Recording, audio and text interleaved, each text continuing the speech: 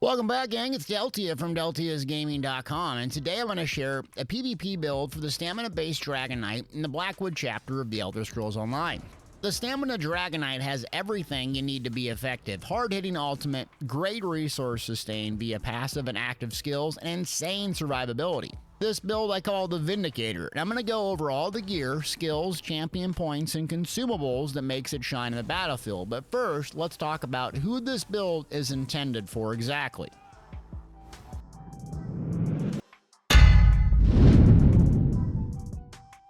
This build is intended for players with a good understanding of PvP mechanics in the Elder Scrolls Online in general, and I would not consider this new player friendly. Reason being, it requires many buffs and debuffs and understanding of crowd control burst to be most effective. Sure, you can simplify this build, which I'll explain in the skills section, but if you're not able to maintain a lot of buffs and debuffs via dots damage over time, you could struggle. If you do feel confident, this build is absolutely insane and a riot to play. So let's go over gear first and then talk about the skills.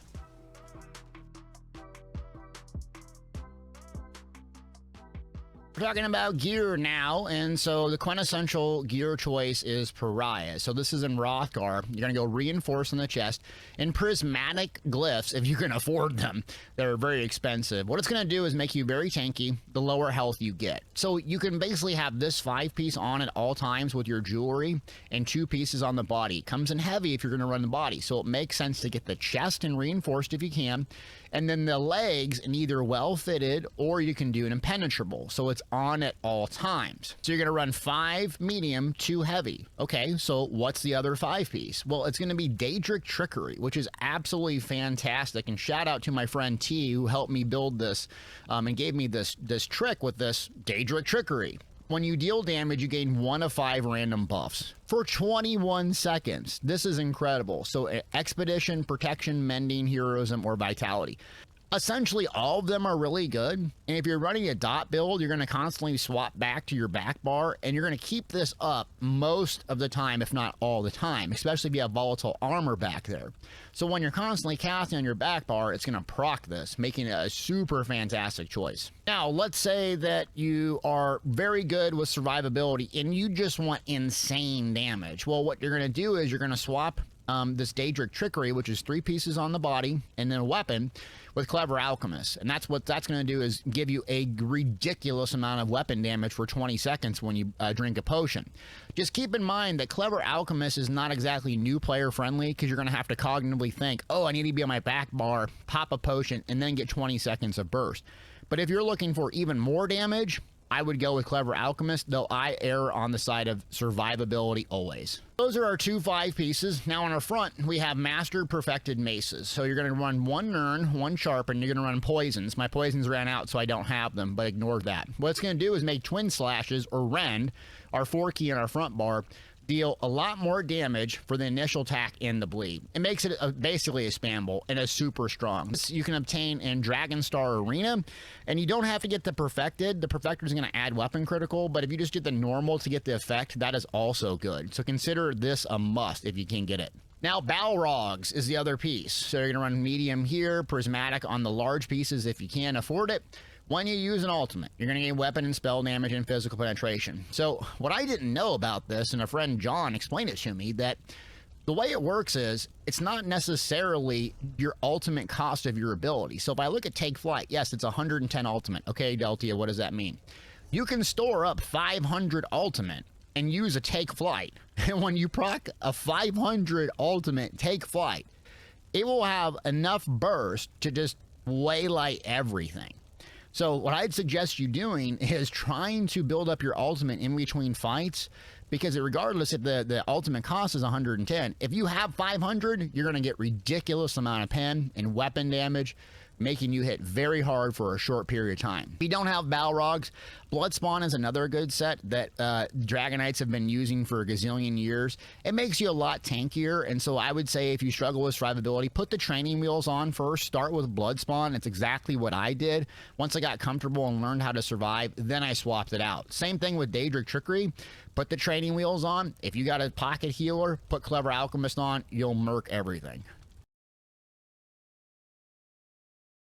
Working left to right, dual wield is our offensive damage and crowd control. The first skill up is Fossilize. This is one of the best stuns in the game. It costs a hefty amount of magic. It stuns for 3 seconds, and when the stun is over, they're immobilized. The nice thing about this stun is it cannot be blocked or dodged, making it super effective, but you have to be in melee range, so you're going to want to use this prior to doing a leap or an ultimate or your finishing move. Now we have a series of 3 damage over time effects. So Venomous Claw is first, low cost, 14 seconds in melee range. It does a lot more damage as it goes on. So you kind of want to use this first if possible. It's also going to apply the poison status effect, making it a very, very strong damage over time effect for one skill. Now, I do flex this in and out. So if I'm playing in Imperial City solo, I put Camouflage Hunter on my bar. It's going to give you major savagery for just sitting there, minor berserk if you crit from the flank, but really what you're doing is trying to counter stealth gankers with this on your bar. So I do flex that right here. So consider this ability. It's really, really good, but it's my flex if I had to choose one. And if I'm playing solo and I'm trying to avoid gankers, Camo Hunter is what I pick. Next ability from Ardent Flame again is Noxious Breath. So this is another damage over time effect. The added benefit of this is it's 14 seconds in duration. It's 10 meter radius, so it's in a cone right in front of you. It's AoE, so it's going to hit your target and a bunch of them around you in a cone. It's going to do damage up front, damage over time, and it's going to give you major breach, reducing physical and spell resistance, essentially making you hit harder. So all your damage over time, all your physical damage and spell, if someone else is in your group, it's going to hit hard. This is an incredible damage over time ability, and make sure you prep them with this and keep it up at all times, even if they're cleansing it off, because that major breach will add a lot of damage. Now we're going to go with Rending Slash from Dual Wield.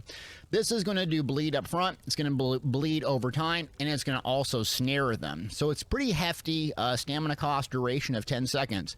But with our gear choices, it makes it kind of like a main single target spammable. Adds a lot of damage that you have to get the Master Dual Wield, which I touch on a little bit later. So this is a fantastic ability. If you don't have Master Dual Wield or you struggle with survivability, pick up Bloodthirst. It sounds weird, but this is a single target channel for 0.6 seconds, but it heals you like a truck based on the amount of damage done. So if you have Masters, go with Rending. If you don't, and you're struggling with survivability, try Bloodthirst as your main single target spammable. Now, Dual Wield has an Execute Whirling Blades, and it's also AoE damage. So typically I use this after I've applied everything, and a target's around 50% health or lower, or if there's 3 or more targets, I make this my main spammable. So what you're trying to do on your main front bar is this. Close the distance, and then start loading up the damage over time effects. So your light attack weaving in between the Venomous Claw, Noxious Breath, Rend. Now, once you have all those 3 dots applied, you're going to get about 10 seconds of really, really hard pressure with dots. And it's going to allow you to either single target spammable with Rend or Whirling Blades. How I do it is I put these dots on, I do a Fossilize. So they can't, they get 1 second where they're kind of stunned, and that's going to allow you to either single target spammable, AoE, or if their health gets below 50, I'm going to switch to Whirling Blades and kill them. Another thing I do, if I'm about to get them about 50% and they're really tanky, I fossilize them when they can be CC'd, and then I take flight.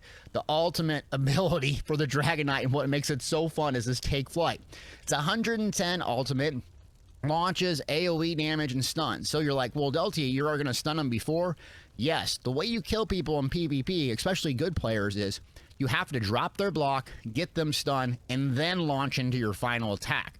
So what I'll do is duck, duck, goose, I'll put 3 dots on them, fossilize them, leap, Whirling Blades, done. That's how you use this front bar. Back bar is our buff bar. So almost every PvP build, you're probably going to have an armor buff. Volatile armor makes a lot of sense. 20-second duration. The passives are going to make us much more tanky in this skill line as well. And it's going to give us physical and spell resistance. Great. Another added advantage of this morph is it sprays spikes around you. So it's a 10-meter radius. This is a great tool to counter gankers if you don't have Camouflage Hunter on your bar. They go invis, swap to your back bar, pop this, and it usually knocks them out of stealth. Keep this up at all times if you can. Now we're going to go to two-hander, rally, common sense thing here, weapon damage by 20%. Minor endurance is going to increase our recovery, and it's going to be a burst heal. So if you recast it close to that 20-second duration, it's going to heal you for a massive amount. So it does a lot of things in one ability, must have on our bar. Must-have defensive ability is Shuffle from the medium armor. So it's going to give us major evasion, decreasing area damage, which is basically a lot of the damage. And it's going to remove and grant immunity to snare and mobilizations. This is your mobility tool, and you'll also want to precast this when you're launching in, and you're also going to use it when you're peeling back and trying to survive, because it makes you very slippery, giving you that removal of immobilizations and snares. Super survivability tool. Next up is one of the best advantages of a Dragonknight, and that's Frag Shield. So Frag Shield gives you major mending, increase your healing done by 16% for 6 seconds. The damage isn't so much what we're worried about, it's that we're going to proc major mending, okay? So that's the trick with this Earth and Heart ability. This Earth and Heart passive, there's so many juicy ones in here. Mountain's Blessing. So casting an Earth and Heart ability is going to give you minor brutality. So if you have Rally and you cast Frag Shield, you're going to get increased weapon damage, and you're going to generate Ultimate, which is going to feed into your Battle Roar, which is your sustaining tool. So you're constantly casting this to proc that, and guess what? You also get resources.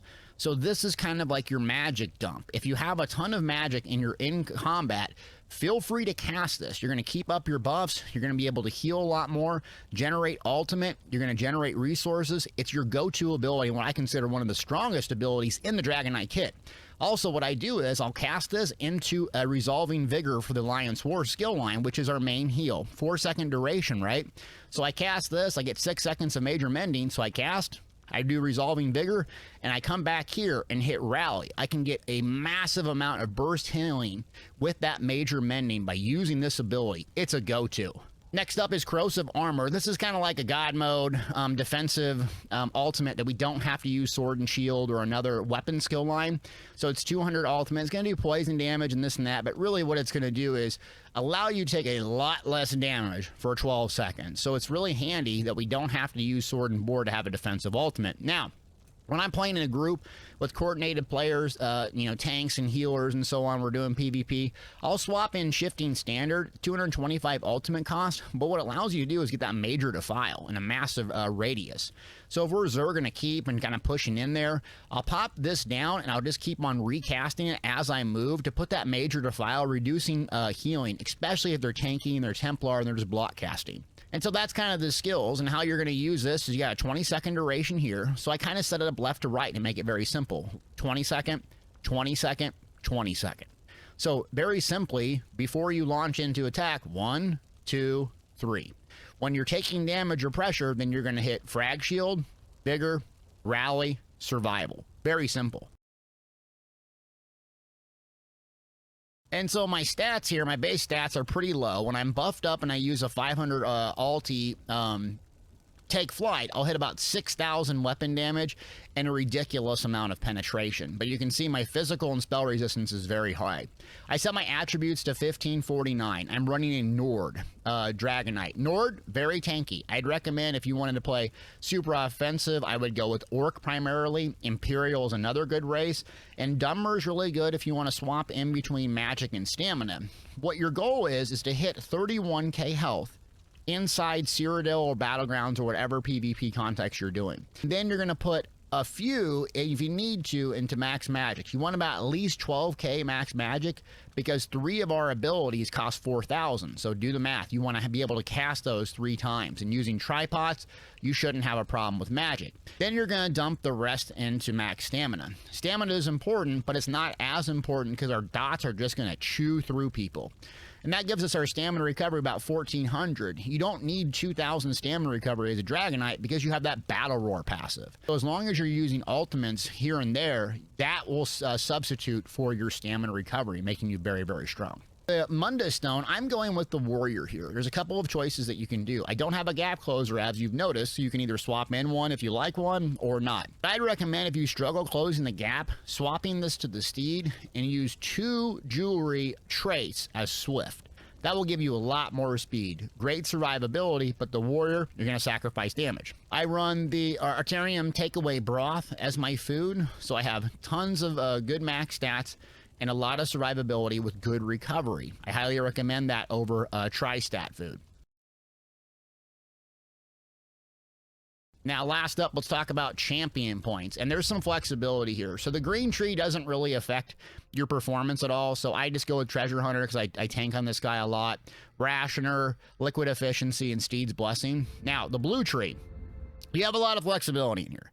I err on the side of survivability, okay? So these two, I notice a dramatic increase in my survivability. Duelist rebuff, reducing single target damage, and also unassailable, reducing AoE damage. So pair unassailable with major evasion, you're taking a lot less damage. So if you are frustrated with Proxy Det, Magblade, bombers nuking you all the time, try this loadout. Yes, you'll sacrifice a lot of damage, but it's better than being dead over and over and over. Now, you have some other choices, an offensive one. Untamed Aggression. Why this is useful is weapon damage is going to increase your healing and damage done. So just think about that. Same thing here with Endless Endurance. More stamina increases more healing and damage. But we're primarily doing a dot build, right?